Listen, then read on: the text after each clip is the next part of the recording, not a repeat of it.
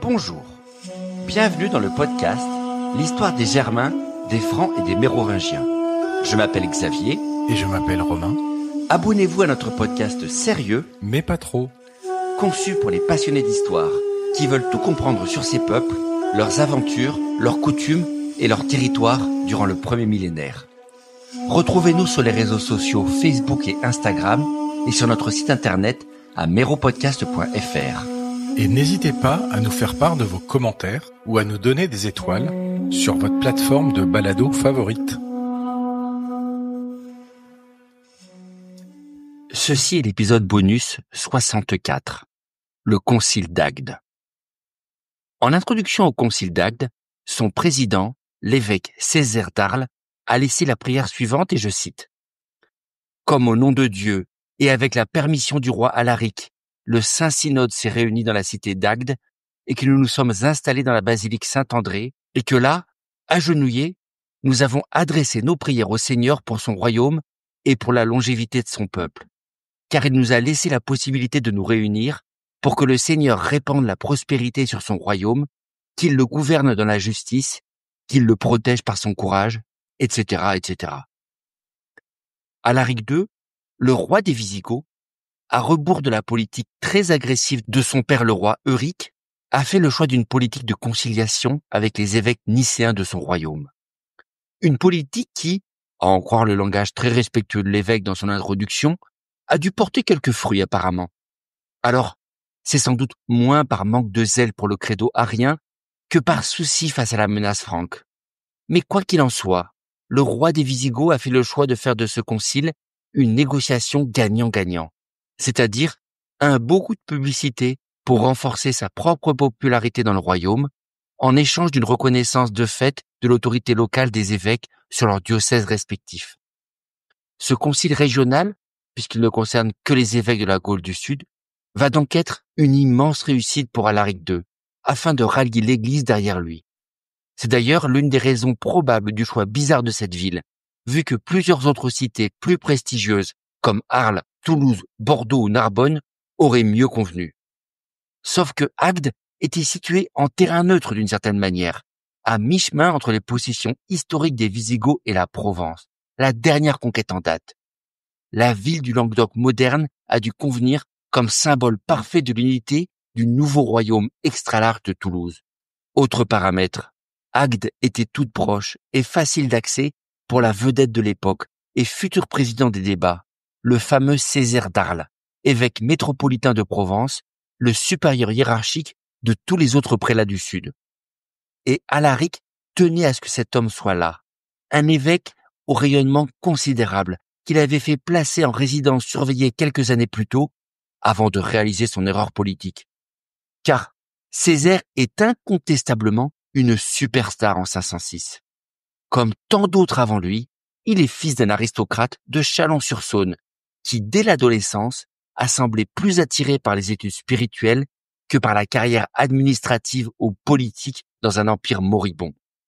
Le jeune fils à papa de Burgondie décide donc d'intégrer en 490 le monastère ultra prestigieux des Lérins, situé sur l'île au large de Cannes, où sont réunies toutes les grosses pointures intellectuelles du christianisme de Gaule au Ve siècle.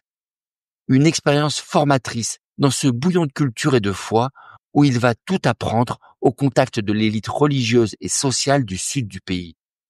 Césaire acquiert donc une solide formation théologique pendant 10 ans, avant de se relocaliser à Arles en 499, dont il devient très rapidement l'évêque à la mort du titulaire. Césaire est un théologien de choc, versé dans les Écritures comme dans la culture classique, et qui va prendre ce siège ultra important au moment où les Visigoths récupèrent la région des mains de Gondebaud. C'est cette prise de contrôle qui explique probablement son arrestation pour quelques mois, quand les nouveaux maîtres se mettent à douter de la fidélité du Bourguignon, possible agent double au service de sa patrie d'origine, à qui les Visigoths viennent juste d'arracher la ville, sans doute en échange de leur aide contre Clovis. Mais le rayonnement intellectuel immense de cet homme va les pousser à vite changer d'approche avant d'en faire un martyr.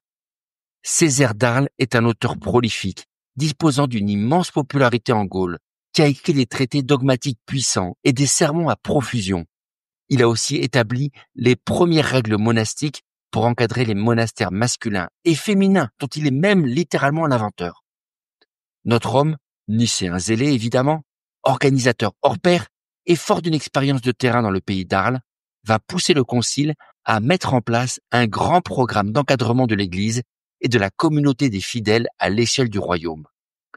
Tous les éléments constitutifs de la vie religieuse sont revus afin d'être optimisés. Le clergé, la liturgie, le patrimoine des clercs et des laïcs, les mœurs et les interdictions en tout genre. Tout y passe et l'objectif est clair. Dans un royaume où le christianisme s'est imposé en moins d'un siècle, mais où les campagnes sont encore à évangéliser et la discipline des clercs et des fidèles reste tout à fait précaire, Césaire et ses collègues veulent mettre sous contrôle cette pagaille un peu anarchique et organiser leur diocèse avec des règles communes. Bien évidemment, au-delà de la personnalité du président, on peut considérer que la gestion des aspects pratiques s'imposait à ces hommes. Car la plus grande prudence était de mise au sujet de l'hérésie et des questions théologiques pures, notamment celle de l'arianisme.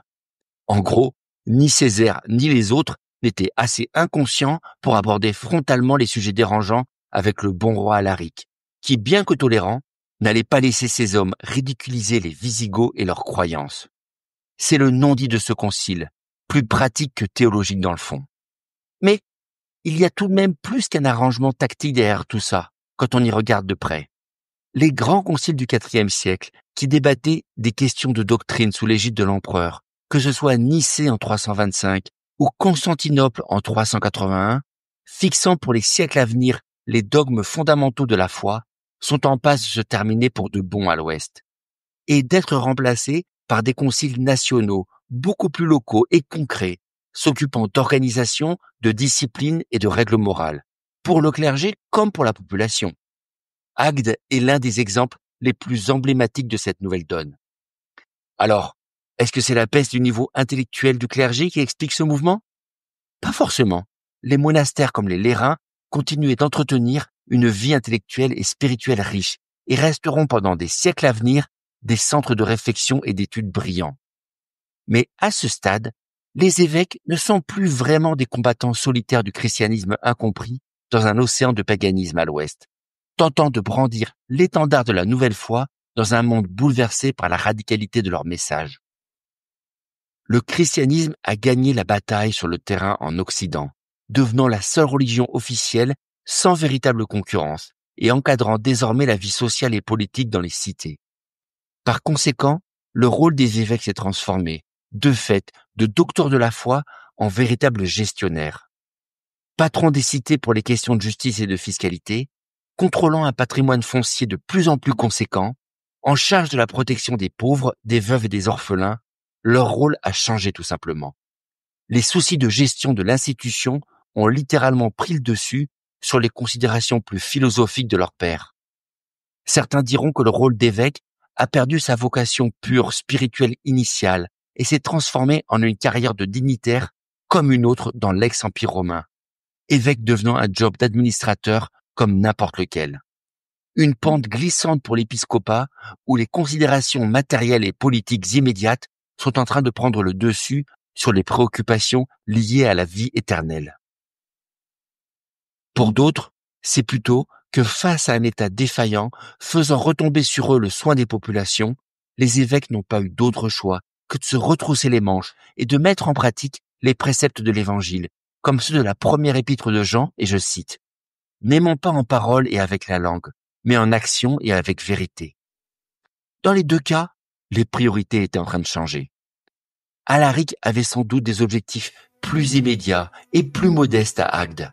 Mais son concile a sans doute constitué, sans qu'il le sache, un point de bascule dans l'histoire de l'Église de Gaule. Agde représente un moment de transition de l'Antiquité vers le Moyen-Âge du point de vue de l'Église, marquant son rôle grandissant comme partenaire officiel du pouvoir politique dans les affaires temporelles, et un rôle qu'elle n'est pas près de lâcher pour les siècles à venir.